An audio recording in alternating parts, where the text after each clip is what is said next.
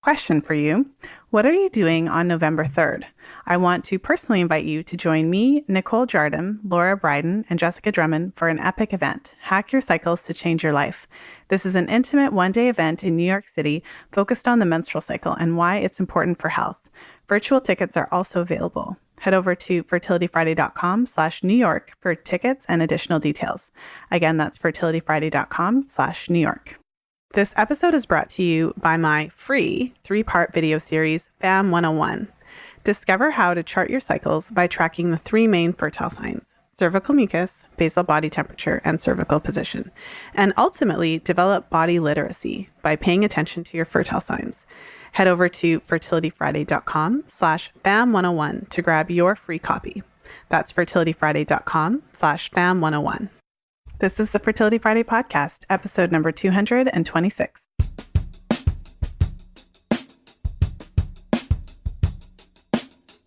Welcome to the 226th episode of the Fertility Friday podcast. Thank you for joining me today. I'm Lisa from fertilityfriday.com, and this is your source for information about the fertility awareness method and all things fertility. So I'm excited to share today's episode with you. In today's episode, we're tackling xenoestrogens and the chemicals that are in our products. And more specifically, we're talking about the products that are geared towards Black women. And so as a Black woman, I've worn my hair in a lot of different ways over the years. So when I was a little girl, I didn't have much of a choice. My mom wouldn't let me straighten my hair, which is a good thing in retrospect. And so, when I was really little, my mom would hot comb my hair. So for those of you who don't know what that is, this was like old school back in the day. And so there's like a metal comb that we put on the stove, literally, to heat it up and then comb through my hair to make it straight. So when I was a little girl, that's how I wore my hair. And then at some point, whatever point that was, my mom finally allowed me to start straightening my hair. And so then I started putting chemicals in my hair, wore my hair straight for, I'm not sure exactly how many years, but probably something like 5 to 7 years or something like that. And eventually I tired of the chemical burns and all the craziness that we'll get into in today's episode. And at some point I went natural. So I stopped straightening my hair, cut off all the straightened hair because once it's straightened, it's permanently straightened. And I wore my hair in an afro for about 8 years or something like that, around there. I think just shy of 10 years.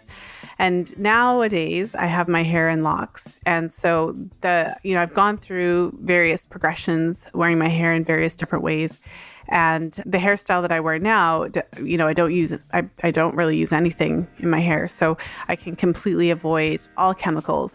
But, every woman has her own journey and her own reasons as to why she's wearing her hair in the way that she chooses to wear her hair.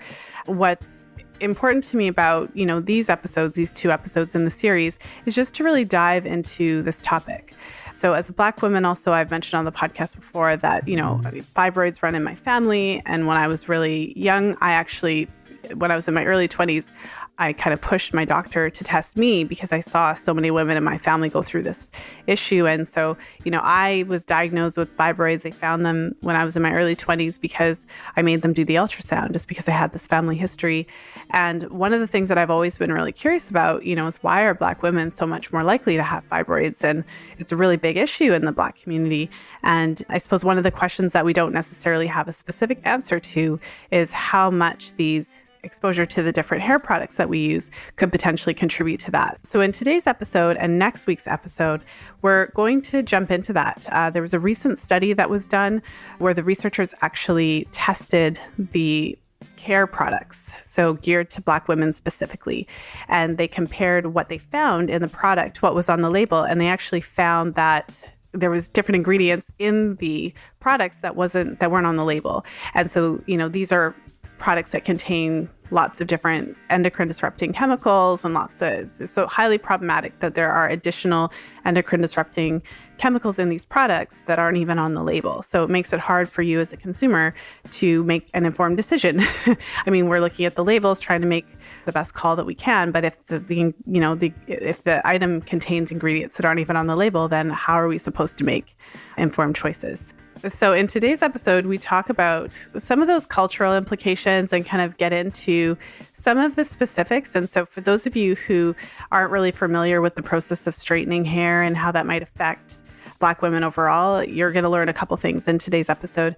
And then next week, we really get into the study itself and the research and how the xenoestrogens and all of these different chemicals in these products can affect just ourselves, but also can affect potentially our children and their likelihood of developing certain illnesses. So it gets really interesting, just within this topic. And so even though we are talking within the context of these products geared to Black women in particular, it does have an impact on all women because, these chemicals are present in all of the products that are geared to women in varying quantities, unless you're specifically searching for products that don't contain any of these chemicals. So without further ado, let's jump into today's episode.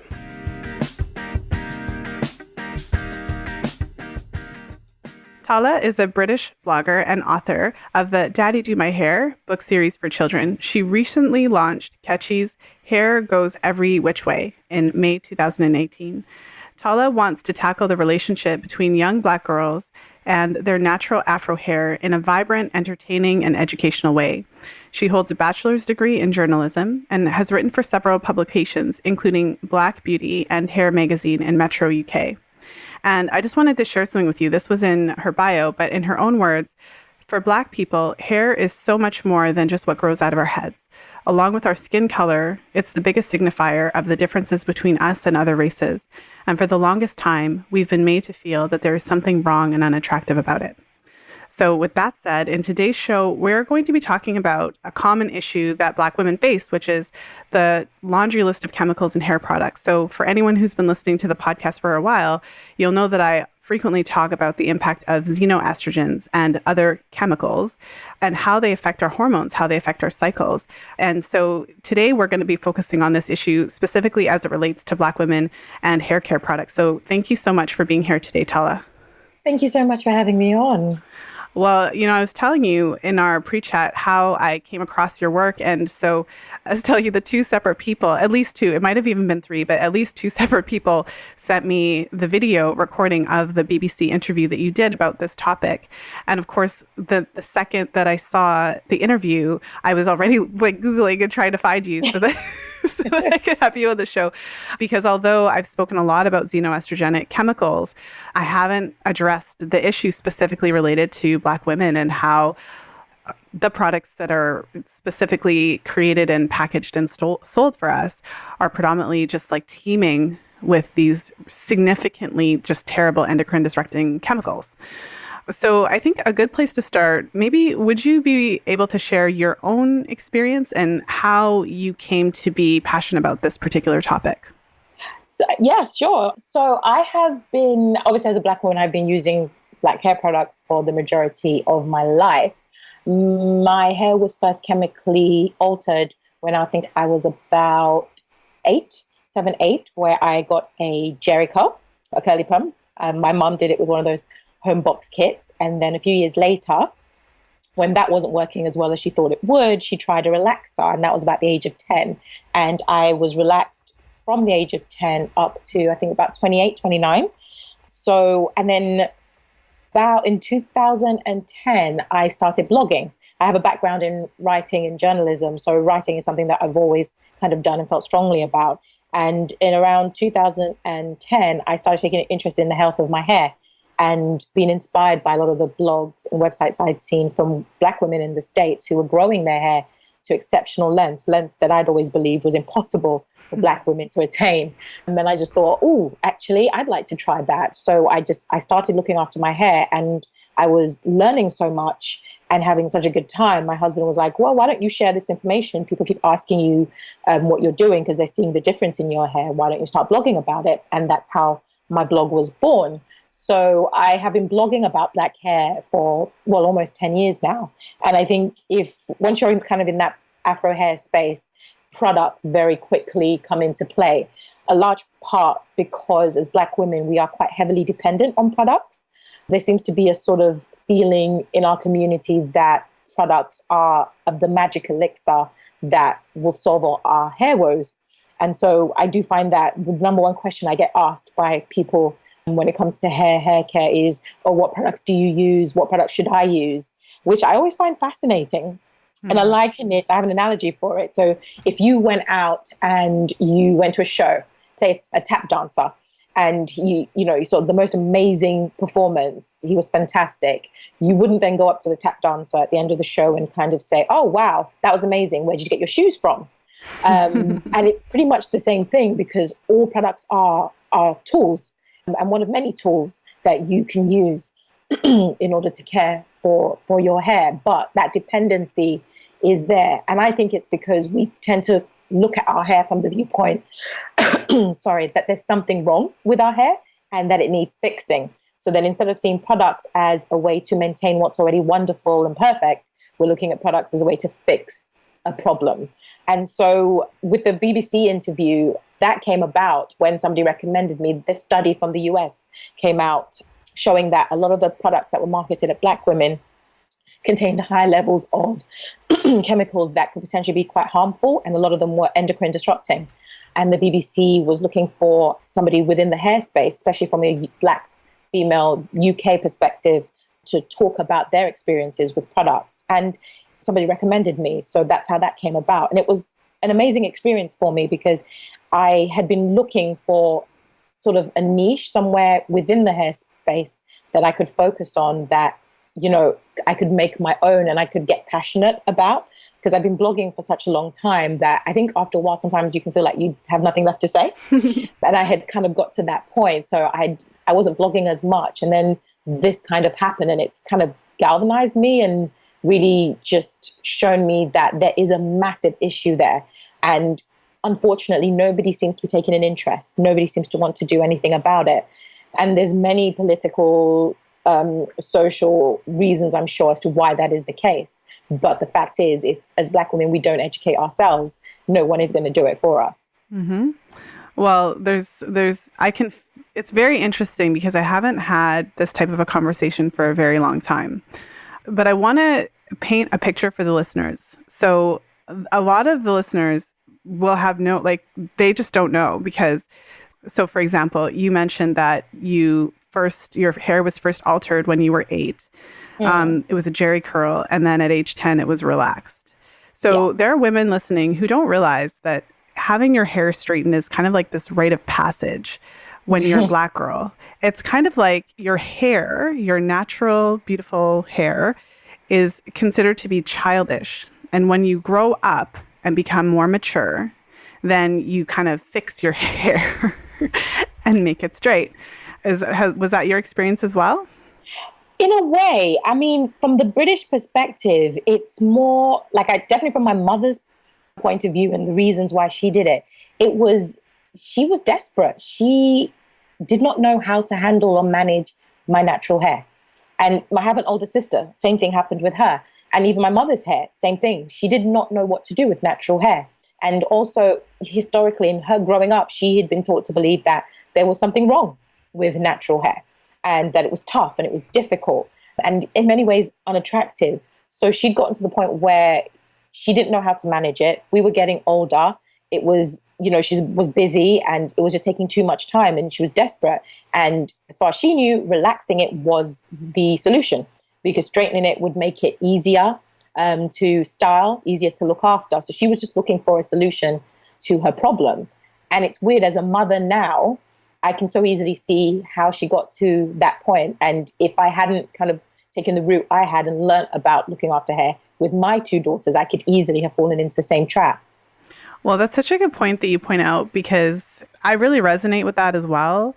I mean, my mom would braid my hair and things like that, but there was always a sense of like, it's rough, it's hard, and so I think the part that I resonate about that the most is that, so for the listeners, like a little bit, like I don't remember when I first started straightening my hair, but my mom didn't let me do it until I was a little bit older. So I think I was probably in my teens already. And then I straightened my hair throughout high school, so junior high, high school, my hair was straight. And then in university, what happened was I read Malcolm X. I read the book. I read his autobiography. And at the end of that book, I never straightened my hair again because I couldn't do it. It had such a powerful effect on me, because the way he talked about straightening hair and for men, and I thought, how is it different for women? But that's its own thing, and that could be its own podcast. So then what my experience was that I had to learn how to do my hair because I never knew. Right? Because that's kind of, and I didn't even know what it would look like when I stopped straightening it. So I want to hone in on the word relaxed. So, because I want to paint a picture of what that looks like for the audience. So as Black women, when we straighten our hair, it's referred to as relaxer. That's what it's called, which is a very interesting term to describe the slew of chemicals that completely change and alter the way that our hair actually is. When I'm trying to paint a picture of what this chemical is, what I say is that it's such a strong chemical that if you leave it on your scalp for long enough, it will eat through your scalp and you will end up with what's called chemical burns that actually leave a scab on your head. And I know that because I would regularly have those whenever I would straighten my hair. How would you describe it? Right. I don't know if you'd seen the documentary that Chris Rock did. I did. And they did that experiment where they put the can of Coke in the active ingredient. It's an acid, it's not an acid, it's an alkaline. And for the life of me, it's just escaped my brain the name of the active in relaxers. Lye? But it's extremely. They say it's no lye. I forget what. Yes, thank you. Yes. So it's sodium. So the lye can either be calcium or sodium based, I think, but it is extremely corrosive, and it ate through that can. It was ridiculous. And when I saw that, I'd already stopped using relaxers, but I think definitely that would have put the fear of God into me, and I would have stopped there and then. And it is bizarre that something that is so damaging, even in the application of it, is so damaging, is something that we would still use, which goes to show how much stronger the feeling and the negative emotions we have around our hair are than the pain we go through in altering and changing it. Yeah. Well, so my kind of fond memories of relaxing, haha. So before I would go to the hairdresser, I would actually take Vaseline and coat my entire scalp with it, the whole thing. I would part my hair and I would coat the whole scalp in Vaseline. So I was probably in my teens. And then I would go, and then she would apply this thing to my hair. And my hair is, I always joke that it's like a 1B. So any Black woman who's listening will usually burst into laughter when I say that. But Black women's hair is kind of graded based on the tightness of the coil. And so it's like if it's really tight, it's like 1B, and then like it might be 4C or something. But basically what it is that my hair was really tight. And so it would require like the high kind of harsh type of relaxer, and it would have to be on for a long time in order to actually get really straight. Yeah. It's just, and it's damage. It's inherently damage. It literally damages. Yeah. It is. We're breaking the disulfide bonds between the inside the hair cuticle, and it's permanently broken. So for example, when you use heat, you're doing the same process, but it's a temporary break. And even water does the same function. It's a temporary break when your hair's wet, and then when it dries, which is why you kind of set styles and you use water to do so. But a relaxer permanently breaks those bonds, and so your hair's left in a weakened state. Yeah. And then if you ever want to kind of like go natural, so when I chose to go natural in my early 20s, I was probably 19 or 20. But when I did that, I had to cut off all of the hair. So all of the hair that had been chemically straightened previously, I had to actually cut it off. And then underneath that was my little afro. And your teeny weeny afro. My mom was devastated. So see, there's this really interesting aspect of the Black community where the older women in the community, I mean, many of them now are coming around and kind of straight, like letting their hair be natural as well. But when I was growing up, the older Black women, it's the kind of thing where if you want to go natural, someone's going to tell you like, how are you going to get a job? Where are you going to work? Or how are you going to get a man? Yeah. That's another popular one. And so the reason that I'm going into this is because, I mean, to be clear, like we're not talking about like a little bit of scented laundry detergent. Like we're talking about like a legit, like harsh chemical that if you ate, you would actually get really sick. That not only has this way of chemically changing the structure of a Black woman's hair, and I don't know what would happen if you put it on a white woman's hair. It'd probably eat it. But not only that, but literally, if you were to put this thing on your skin, so you go to the store, you purchase relaxer because you feel like it, I don't know, and then you mix it up and then you put it on your own skin, you would find that within about, like 2 to 3 minutes, your skin would start itching. And if if you left it on your skin long enough, it would actually eat your skin and you would end up with an actual cut. So this is the reason that I felt like, Tola, like this is the reason why I wanted to actually go into it, because many of the women listening to this podcast have no idea, right? Because not every woman who's listening to the show is Black, so haven't had the experience of straightening their hair, don't even know how seriously ridiculous these chemicals are that Black women use every day. It is. And the biggest problem with them is technically, much like with coloring, relaxing is a chemical service that should be done by a professional in a salon. And then usually you wouldn't get the burns because a professional can see what they're doing, and you don't apply it to the scalp. You have to leave a gap between your scalp. So about a half an inch or less gap between your scalp and the parts the new growth that you're relaxing. And so a professional who's doing it can see that. But what tends to happen is relaxers are sold as box kits, which anybody can buy in a hair supply store or online. And so you can go home, do it yourself. You can't see what you're doing. You don't know what you're doing. You have no experience. So a lot of the damage is done there. Not to mention then in the UK, especially the cosmetology industry, it's not regulated the way it is in the US. Anybody can set up a salon and start doing hair. No, literally they can. My husband constantly jokes that if he got bored, he could just go and set up a salon, and he can do that. And there's nothing to legally say that he can't. So there are a lot of people out there who are also providing this service and don't know what they're doing. So then untold damage is being done because of that. Well, and so, I mean, this is a really complex issue. So there's different layers of it. And I can kind of feel people potentially getting upset that we're talking about it. But because it's a complicated issue. So we have the actual issue of the chemicals. So from like a physiological standpoint, from an endocrine, like healthy menstrual cycle point of view, like none of these things are good. And I've often wondered, and I have no answer to this question, but I've often wondered if, Black women, statistically, what the research shows is that we're much more likely to develop fibroids, which are growth in the uterus and on the uterus and around the uterus that are estrogenic. So estrogen causes things to grow. And so there's a relationship there between estrogen dominance and fibroid growth and development. And Black women are much more likely to develop fibroids. And, given that we're Black, it's kind of like, well, it must be genetic. But there's a part of me, I can't help but wonder. I mean, in your case, you started using these chemicals when you were 8. In my case, I started using these chemicals. I can't think of the exact age, but I was probably 12, 13. So I don't even know if I had started menstruating yet by the time I was putting these chemicals in my body. So I often wonder if there's a connection there between, and what it's interesting because the research does show that Black women have a higher level of these chemicals in them because we're using these products. And we've only talked about the relaxer. We haven't even started talking about the other stuff.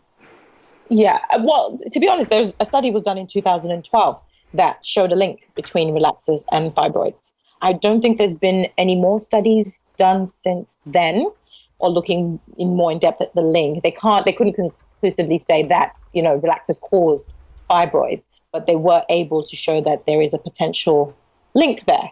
And as you said, there are some people who've been relaxed since they were, I know of situations where children are relaxed from age 2, 3. That scares me. Yeah, no, it is. Because as I said, it comes from a place of desperation for a lot of mothers. And they're not aware of the risks. They know that it seems one of the things, everybody's doing it, so it must be fine. And then in many cases, they're doing it themselves, which, as I said, makes the potential harm much greater when you do it yourself and it's not done by a professional. And so you can imagine the exposure. And most people kind of retouch their new growth every 6 to 12 weeks, sometimes every 4 weeks, some people. And so you can do the math that over time, year after year, if there is a link there and that is potentially one of the causes or something that's making fibroids worse in Black women, it really adds up and it's quite scary. Well, and I mean, we're touching on the health aspect of it, but there's another social aspect of this that is a lot more complicated. Like this comes to, as women, do we have the right to wear hair however we want to? And so it could seem as though we're saying like there's something wrong with this hairstyle or that hairstyle. And so this topic is very complicated, right? Because you can't really tell. As women, we have the right to do whatever we want with our hair, with our bodies. But the challenge is that we're not always aware, especially when we're children, right? Like Yes. we can't be aware of the possible effects of these chemicals. And no one really knows how these chemicals could affect a developing young woman. No, they don't. And the research isn't being done. And you're right. One of my thing is I don't sit on that place because within the black hair kind of world or community, there is a sort of battleground of relaxed versus natural. Yeah. And I try not to get involved in it. I'm team healthy hair, basically. And you can have healthy hair that is relaxed, just as you can have unhealthy hair that is natural. It's just about the care and maintenance. My thing is, if you are relaxing your hair for stylistic reasons and you're doing it in a healthy manner, you are aware of the risks, and is an informed choice, and it is your choice, that's fine. The problem is when people are relaxing because they feel they have no choice, they feel there are no alternatives, they don't know the risks, and it's not an informed choice. That's where I think that's the area that I'm more concerned with. And I'm like, okay, if we give you the information, if we show you that there are other ways and you don't have to relax to be able to maintain yours or your child's hair, and you then decide, oh, actually, I would prefer to go natural, keep my child's hair natural, great. But or equally, if you decide to remain with relaxing, then it is an informed choice. I think the key is that people getting the knowledge and the information they need to make that informed choice, which right now is not the case. Too many people are doing it from a place of ignorance. Mm-hmm.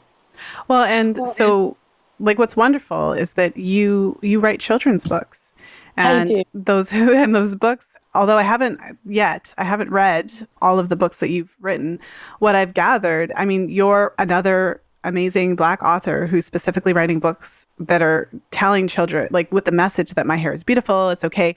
When I was growing up, there were no books saying like I love my hair, and like my kids now, we have all these books like, my skin is the color of melanin, and I love the color of my skin, and I love my hair, and I can do all these different styles with my hair. So my kids have all these amazing books, and I'm always sending books to like my nieces, like my goddaughter, I send her stuff all the time. But like when I was, I have to laugh because it's funny, because when I was growing up, that didn't exist. So I believe things are changing, but there's a very real, like the reason. So we all want to kind of like, like I want to look cute, and I want to, I'm a woman. I want to feel good about myself, and I want to feel good about the way that I look. And I feel like as a kind of a community, we're only now starting to embrace the idea that actually, like I can look cute and I can look beautiful with my natural hair, because my natural hair is actually fantastic. And this is kind of more of a new space for Black women. It is. I mean, it started in the States, so it's way further along the track over your side of the woods than it is mine. Over here, it's still quite a new thing. But yeah, that movement, that natural hair movement, that love of your curls and that acceptance of your curls, and, embracing them, and also finding your beauty with your natural hair. Because whenever anybody kind of asks me about transitioning, going natural, I always say to them that it's a battlefield of the mind. It starts in the mind before it ever starts physically, because you will challenge everything that society, your family, your partners have told you or you've believed about what constitutes beauty, especially when you live in the Western world. Beauty looks a very specific way, and it doesn't look anything like us. Let's just be honest. Just type in, just for anyone who's listening, just go to your web browser, right? And type in beautiful woman. Yeah. Yeah, it doesn't look anything like us. And so when you then go natural, looking after and learning to look after your hair is just one side of it. That if you don't learn or go through that journey, that process of accepting yourself with natural hair and seeing yourself as beautiful natural hair, you will never be happy. And a lot of people then mistake that for, oh, it's the hair, it's not doing what I want, I can't look after it. No, it's just they look in the mirror and they don't feel beautiful. And that is perhaps the hardest journey. And even though I've been natural for, I've lost count how many years now, it's, I think about 5-6 years, there are days when I'm like, oh, that's not cute. And I have to sort of challenge myself and say, why is it not? Why can't I wake up, pick my fro out and go? Why do I have to do a twist out and, change the texture that way? I should be able to embrace it as it grows because everybody else can with their hair. Why can't I as a Black woman? So it's such a tough one. But as I said, the movement is there and it's growing and it's gaining strength. And you can see it in the decline of sales of relaxers, that more women are realizing that there is a choice. And I think that's the key thing and always has been for me. There is a choice. It's one of the reasons why I went natural when I did. I realized that my mother relaxed my hair when I was 10. It wasn't a choice that I had made. And my overwhelming memory of that process was that there was something wrong with my hair. Something so very wrong with my natural hair that she had to do that. And so I had continued to do it because of that feeling as a child. And I'm like, okay, I'm an adult, I'm a grown woman. What is this thing? What does my natural hair look like? Is it really as bad? Let's find out. I didn't want to live in fear. And it sounds dramatic, but in a way it is a sort of fear. It's the fear of the unknown. And I thought, okay, I may go back and relax, but at least I know it's a style choice rather than not having a choice and feeling like I have no options and I don't know, it's just bad. And so I thought, oh, let's go natural. And then the other reason why I went natural was because we were at the place, my husband and I, we were thinking about having children. And I knew that I didn't want to put any chemicals on my children's hair. Let that be a choice they make when they're old enough, but I didn't want to. And I recognized that I needed to almost sing from the same hymn sheet. So I didn't want them to be confused in terms of I was saying one thing, doing another. So I was like, oh, mommy says, natural hair is beautiful, but why is your hair relaxed? Because kids learn more from what they see us do. We're their first role models. And I'm living it now with my daughter in the way she copies and mirrors and mimics all the things that I do and say. Sometimes great, sometimes not so great. And like, oops, okay, mommy better watch what she says. And it's the same. So she has an immense love for her hair. And I know that partly it's because it's healthy and it's beautiful and it's well maintained and I put a lot of effort into making it beautiful for her, but also because she sees me celebrate my hair and the love that I have for my hair and it looks like her hair. Mm-hmm. That's beautiful. It's so important as we're having this conversation. I feel like this conversation is so important. To be honest with you, I've never heard a conversation, like, you know what I mean? Like I've never heard the conversation we're having before. Yeah. And I'm guessing many Black women haven't necessarily heard this conversation in this way either, to really put all of these kind of feelings and experiences out in the open like that, because it's not necessarily something that we talk about. I mean, I could just speak for myself, but I feel like it's not. No, it's not. It's not something that we talk about necessarily openly. We may, within our closest girlfriends and stuff, we may think about it. Or sometimes some of this stuff people aren't necessarily either aware of. I mean, even me, it's part of the journey that I've been on from starting from that place of blogging and then becoming a mother and then thinking about what I want for my daughters. And because I am the daughter of, and it's weird, my parents are immigrants, legal immigrants, but they are immigrants in a weird way in that they were born in the UK and then they moved back to Nigeria when they were about 6, 7. And so they always felt a strong kind of sense of they were British. And then when they were adults, they moved back to the UK with us, their children. And that happened when I was about 6 years old. And so when they moved here, they had to start from scratch. Mm. And so my formative years consisted of my parents just trying to, make ends meet, get established, get great jobs, provide for us. That was their overriding driver. Feed us, educate us, put a roof over their heads. They did not have the time or headspace to think about the little nuanced experiences that we as children were having growing up, experiences with our peers, what we were taking in that would then impact how we viewed ourselves.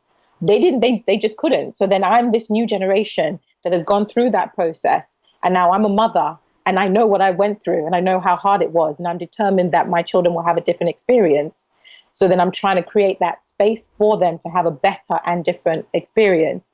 And it can be exceptionally overwhelming at times. I mean, I write books that feature Black characters and celebrate Black characters. Yet my daughter at 2 is still saying, I don't like my skin color.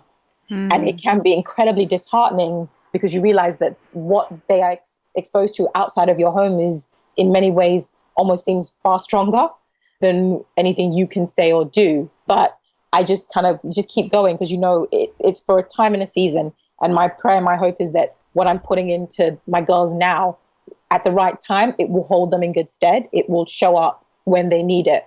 And you just keep going.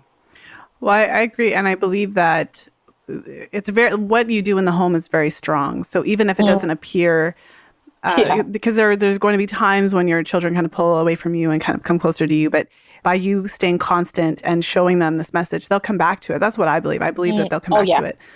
And I have to believe that. Yes. Well, and when you were sharing how, what kind of brought you to change, to kind of go natural, and I was kind of reflecting on that as well. And I thought, in my case, like I mentioned, there was the Malcolm X book, but there was all these experiences. So every time I straightened my hair, I had these chemical burns. So it wasn't a particularly enjoyable experience for me. Something that you said really resonated with me because basically what you said was that your mom started straightening your hair when you were 10. And so it wasn't really your choice. And then you kind of evaluated, now I can choose. So I'm going to make the same choice. And for me, I did make that choice. So I grew up in a predominantly all white small town. And we were one of 2 Black families, no joke. So I was the only Black person in my school growing up the whole time. So for me, I wanted to have straight hair, just straight up. I wanted it to be straight. I wanted it to be long. I wanted to be able to flip it and stuff. And so I'm not even going to pretend like I didn't. I did. So I begged my mom to straighten. And in my case, I couldn't straighten when I wanted to. I had to wait several years until my mom would allow me to do it. But when I read that book and I was now an adult and I reflected on the reasons that I had chosen to do that, I just felt like they didn't apply anymore. I no longer felt the need to kind of fit in. I was an adult now, and there's that whole chemical exposure thing. And so for me right now, currently, I have my hair locked. And so for me, what that means is that it's a really easy hairstyle. I like it. I think it looks nice, but I don't have to do a lot of work. So I find it to be way easier than anything else I've ever had. And it allows me to not use any of those chemicals. Yeah. So this leads us into a topic that we had briefly touched on in our pre-chat.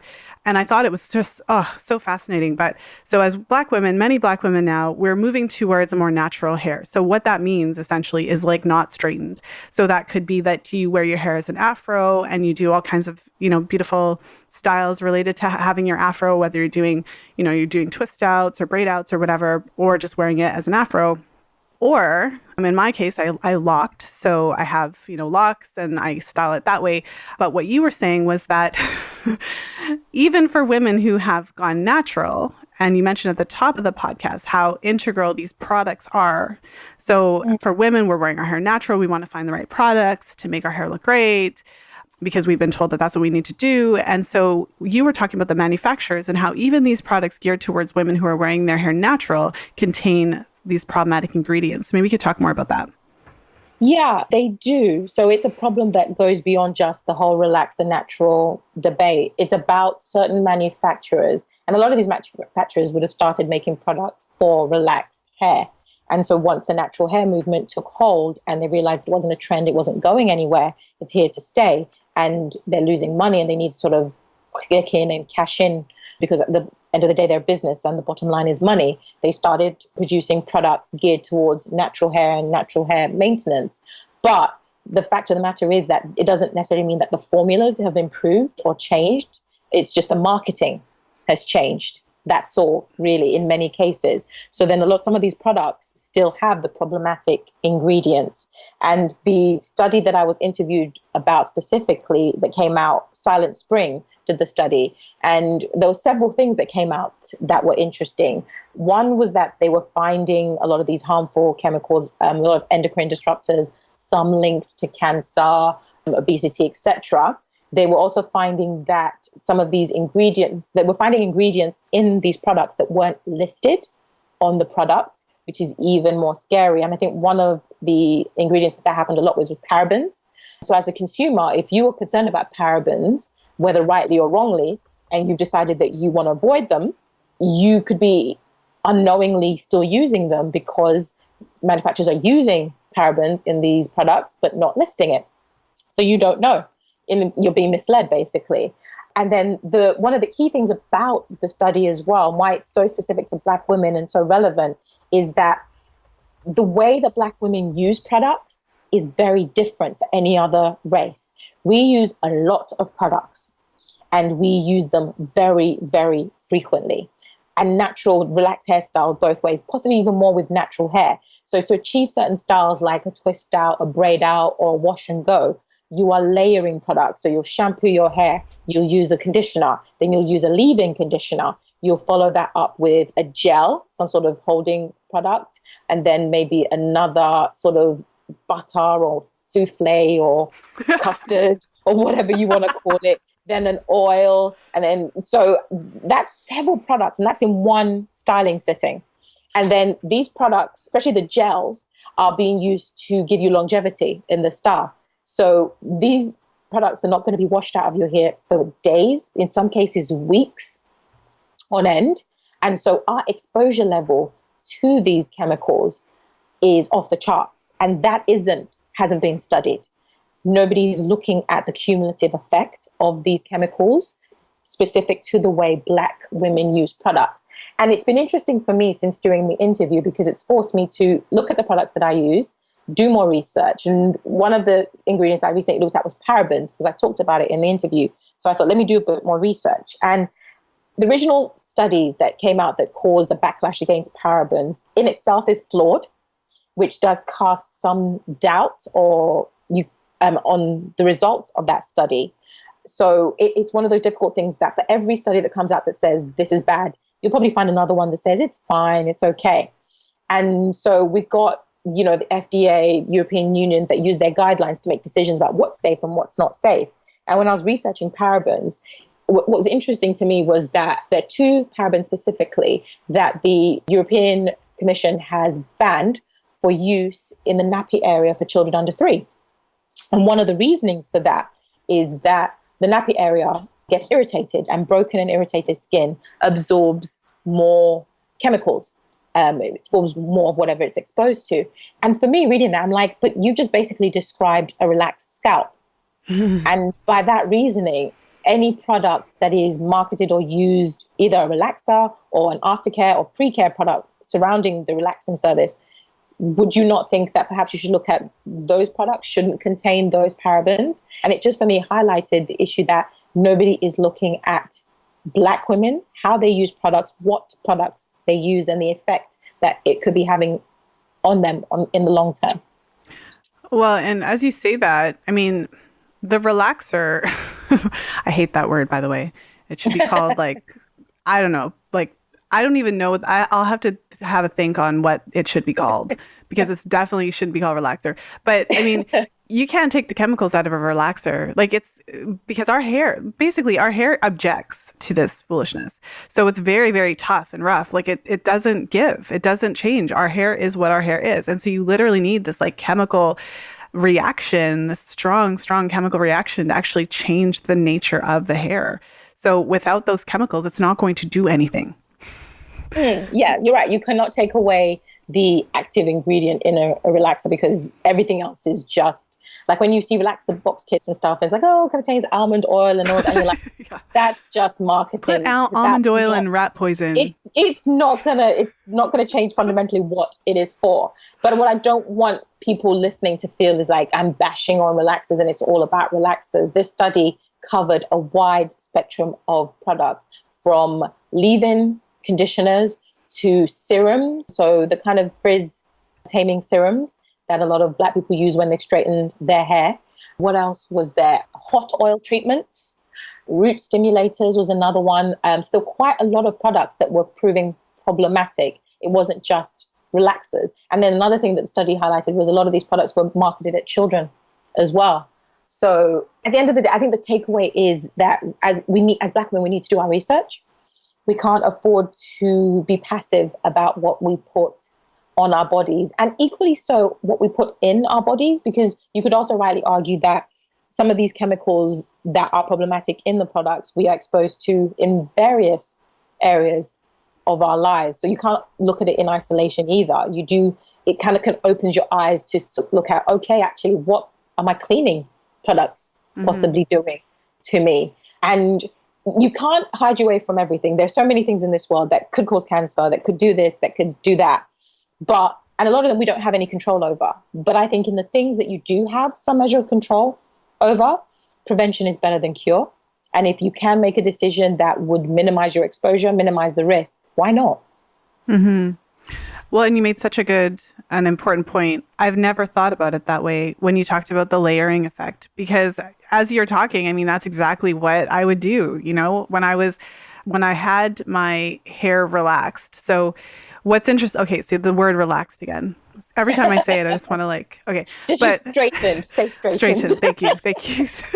So I could picture this. So, because I could kind of picture around the time when I stopped straightening my hair, like what the process would look like. So I would buy the box kit, right? And then I would be doing it in my bathroom. And because, like I mentioned, my hair is very resistant to the stuff, I would have to kind of divide it in half and do half at a time. So this thing it would take 4 hours of my time to do myself because I got tired of going to hairdressers. Anyway, so first you relax or straighten, sorry. First you straighten.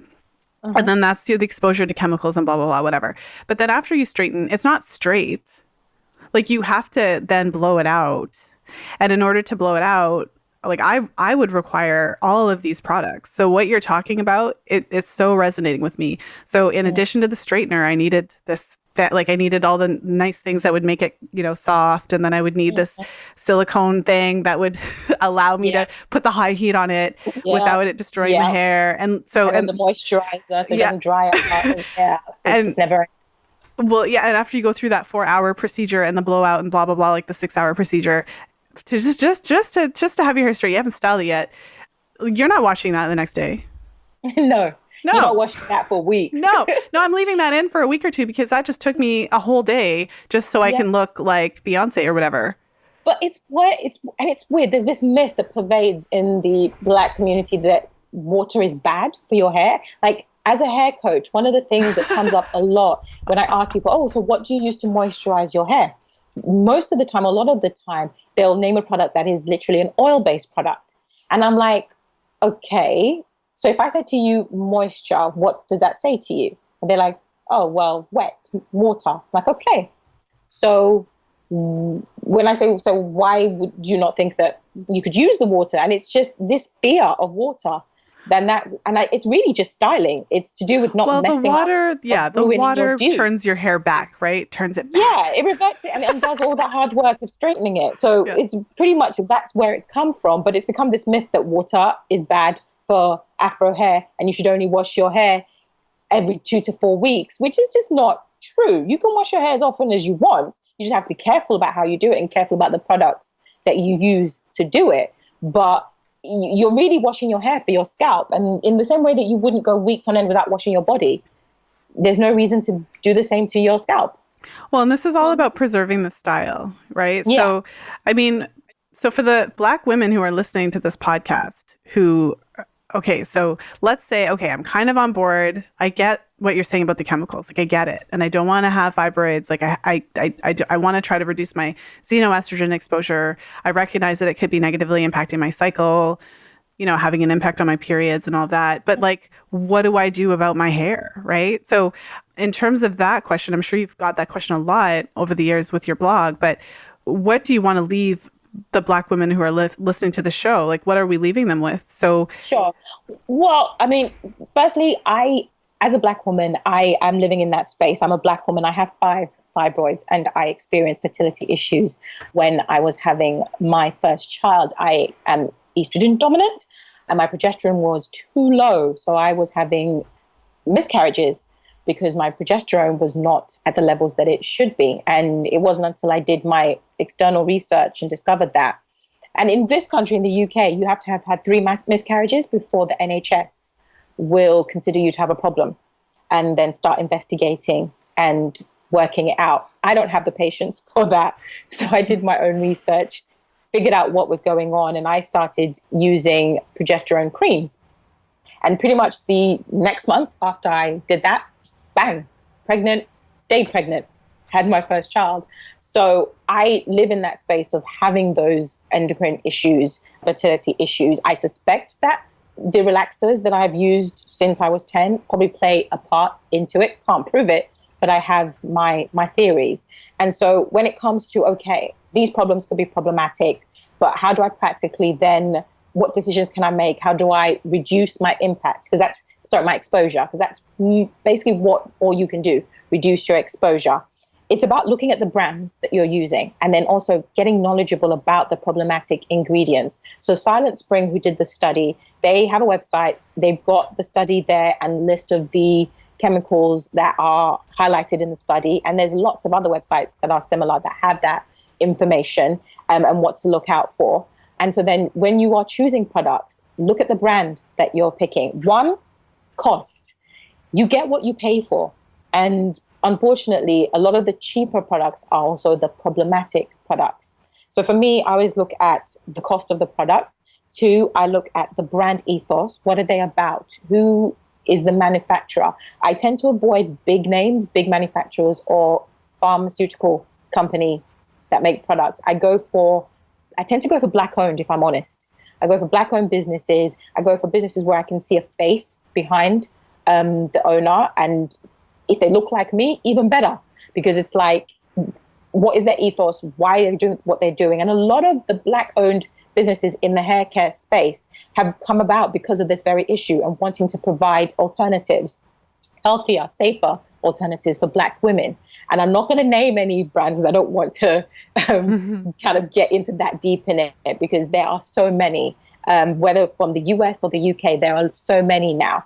And then also ingredients. Whenever I buy a product, I'm looking at it from 2 points of view. What is the problem that I'm trying to solve with this product? And then what are the ingredients that I need in order for it to do what I need it to do? And then I will always read the ingredients on any product I buy.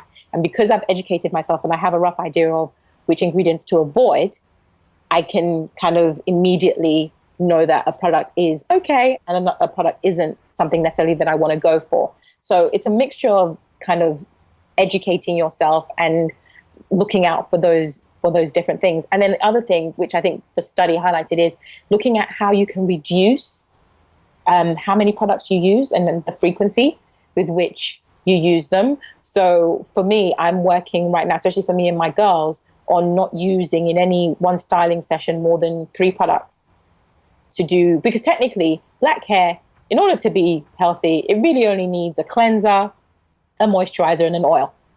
At the very, very, very bare tax of it, that's all you need.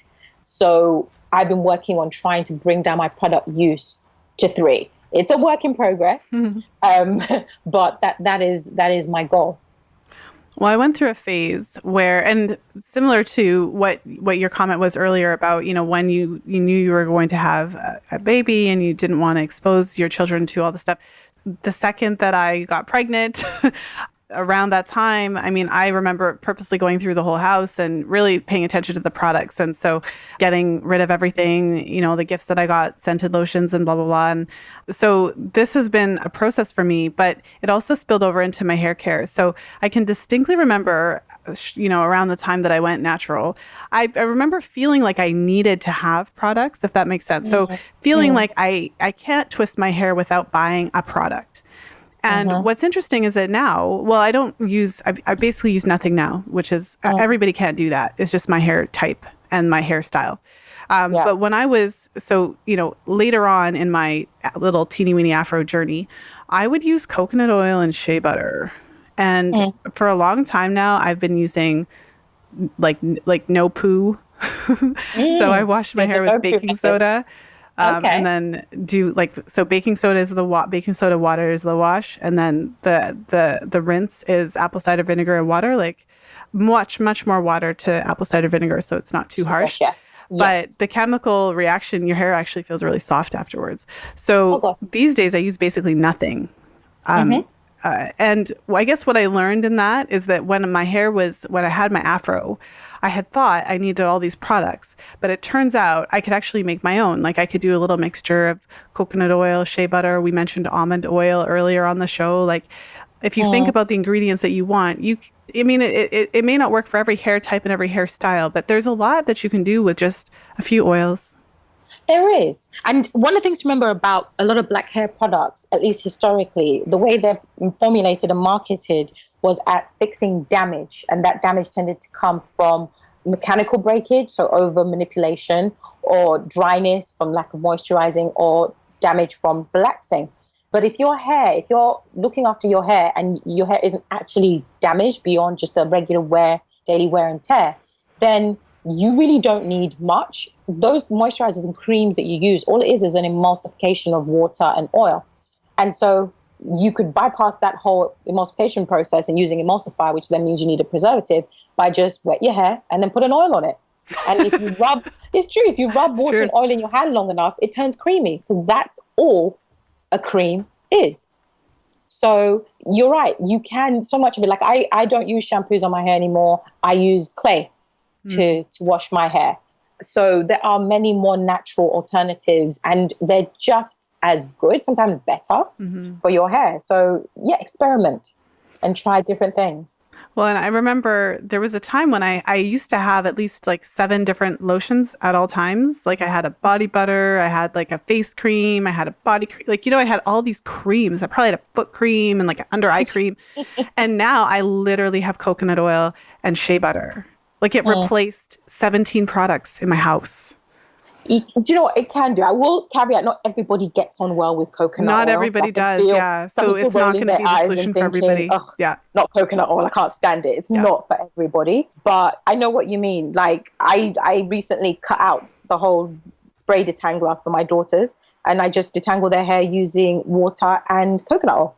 Yeah. And just all I needed is the lubrication and provide the slip to reduce friction, and coconut oil does a good job. And really any other oil that's light will do the same job. So there are many ways to kind of cheats and hacks to cut down on your product use. And it's just getting away from that mentality that we need products or that our hair needs products in order to thrive. They're just a tool.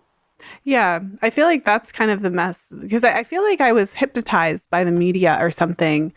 Like, I feel like I thought I needed to have this stuff. And if you don't have that product, your hair couldn't work. But then I found that it was fine. Do you know what? It's freedom. Better. Freedom from products. And I think, as I keep saying, it's just that choice and that informed choice. And, as long as you know that you have options and there are alternatives, you can make the best decision for you and your family. Well, Tola, this has been an incredible conversation that we've had. I'm pretty sure we could have just continued talking all day. Yes, I'm sure we could have. But I will respect your time and bring it to a close. But out of everything we've talked about today, what is the one thing, the biggest thing you'd want the listeners to take from our conversation? Just education, really.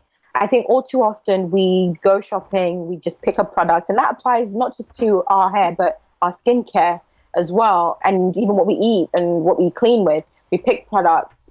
Those ingredient lists are there for a reason. And sometimes you'd be shocked. Like, people pick products reading the marketing blurb on the front, thinking that it's coconut oil or almond oil. And if you were to turn it around and look at it, you might find that that's actually the 16th ingredient on it. Yeah. It's something else. And people get shocked when I tell them to do that. So just by little, bits, and it doesn't take a lot. You don't have to become an expert on it, but just little bits of knowledge will help you make a better choice. And I don't want to suddenly fear mongering, or people think they have to avoid all these products and stuff. But it's just putting some thought, I think, behind your product use, why you buy them, the way you use them, how often you use them.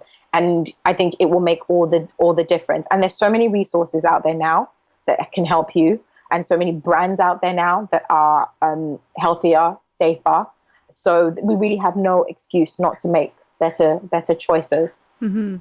Well, and I mean, this isn't just us being ridiculous. I mean, there are legit and serious consequences for overexposure to these toxic chemicals. Like, there's study after study that shows that these chemicals do disrupt the endocrine system, normal endocrine function. There's rising incidence of fertility challenges. Many women face fertility challenges. Many women just face painful periods and really heavy menstruation, fibroids, and other types of reproductive issues and endocrine issues. And Yeah, I know in my case, getting rid of all those chemicals, actually, I could tell it made a difference in my cycle. It made a difference in my painful menstruation. Many women find that it's not every woman isn't the same, but many women find that their symptoms, if they have symptoms, improve when they get rid of all the stuff. Mm. So it's not, I appreciate your comment, we're not fear mongering, but at the same time, like this is a real thing. So it's something to be aware of. Definitely. It is. And I think, as you said, every woman is different and you need to find out what is right for you. And it can't be what's right for Sally or Sue. It's what is right for you. And what is right for me is not going to be the same as what is right for somebody else. People have different kind of tolerance level for things. So find out what is right for you. I love that. Did you mean for that to rhyme, or was that an accident? That was an accident. You know what? Children's author in the house. Write my books. It just comes naturally. What can I say? That was so awesome. Well, thank you so much for being here, Tola. It was my pleasure to have you on the show. Where can the listeners go to find out more information about you, your blog, and also your children's books? Oh, well, thank you first, and thank you so much for having me on the show. It's been a blast. I've really enjoyed speaking with you. People can find me at my website, which is www.tolaokogwu.com. That's TOLAOKOGWU.com. And my books, which the series is called Daddy Do My Hair. And you can find those at www.daddydomyhair.com. And I'm on social media under Tola Okogwu, both Twitter, Instagram, and Facebook. Wonderful. Well, thank you so much. And for the listeners who are on the go, all of those links will be in the show notes page, so you don't have to remember how to spell Tola's name. Just you know. Thank you so much. Thank you for listening. If you enjoyed today's show, please share it with a friend. You'll find the show notes page for today's episode over at fertilityfriday.com/226. I hope that you enjoyed my episode with Tola. We had a really great conversation. I'm sure you could sense the energy. We were, as a Black woman, this is a topic that has been part of my life since the day I was born, but it's not something that I typically discuss at length in this type of way. And so I feel really fortunate to be able to have had this conversation and also to share it with you, because whether, regardless of your race, whether this applies directly to you or whether this is information, there are broad generalizations that can be made with regards to beauty care products. So, all products, the vast majority of products that are made and marketed to women for beauty care purposes, whether it's shave gel or body lotion or shampoo or conditioner, these generic products do contain all kinds of chemicals that do disrupt normal endocrine function. So regardless of your race and regardless of your hair texture and, the length you have to go to do whatever you're going to do with your hair, in a way this does apply to you, because the same things that we talked about in the interview apply. So whenever you're looking to purchase beauty products, it's really important that you look on the label. But one of the research studies that Tola was referring to, they specifically took a bunch of beauty care products, but they looked specifically at products that are geared to Black women. So products specifically designed for Black women, and compared it to other products, finding that the products geared to Black women have a higher level of certain chemicals in comparison. And so there is a race component that does come into play, and especially the different ways. What Tola described beautifully was just the different ways that Black women use products, and meaning the kind of multiple exposures and for longer periods of time to these products, just based on the way that as Black women we're typically using these products. I think that's really helpful. This particular research study, one of the things that it highlighted was that you can look at the label, and that's helpful because you can get a sense of what products contain which chemicals, and you can really start reducing your chemical exposure based on that, the ingredient label. But unfortunately, what the study was telling us is that, many of these products, they contain ingredients that are not listed on the label. They had a discussion of fragrance in the study and how many companies will list fragrance, quote unquote, but they won't list the multiple chemicals that make up what is this term fragrance. So the study also found that a certain percentage of these products used chemicals that are actually not allowed to be used in certain countries. So not only are these items not on the label, but many of these items aren't even allowed to be added, and they are there when they're doing their chemical testing for this research study. So, I mean, I'm not trying to be fear-mongering, but this is reality. So this is what actually happened when they did the study, when they actually took these products and sampled them and tested them to see what they contained. Many of the products contained items, ingredients that were not listed on the label. So the first step is to really start reading those ingredient labels. But, there comes a point where there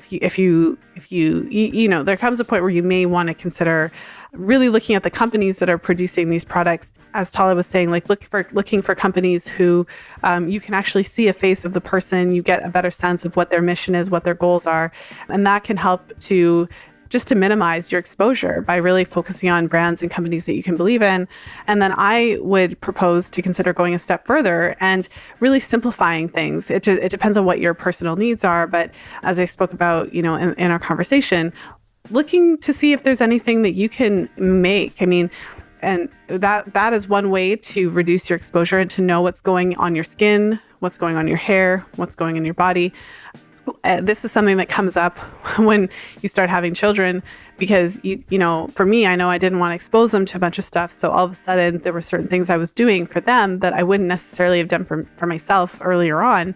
And one of those things is kind of like going to scratch, like making certain things for myself, getting rid of the 17 different cleaning products that I have and replacing half of them with vinegar and water, for example, or looking to replace certain things with different oils or things that I can make myself. So, I mean, I don't have all the answers, but it's really important for us to have the conversation, pulling it back to the idea of the menstrual cycle and the effect that these xenoestrogenic chemicals can have on your endocrine system, on your body. There's enough research that shows us that these chemicals in these products do disrupt the endocrine function. They disrupt normal endocrine function. If you're not familiar with the term xenoestrogen, it's not like a superhero character in a book or whatever.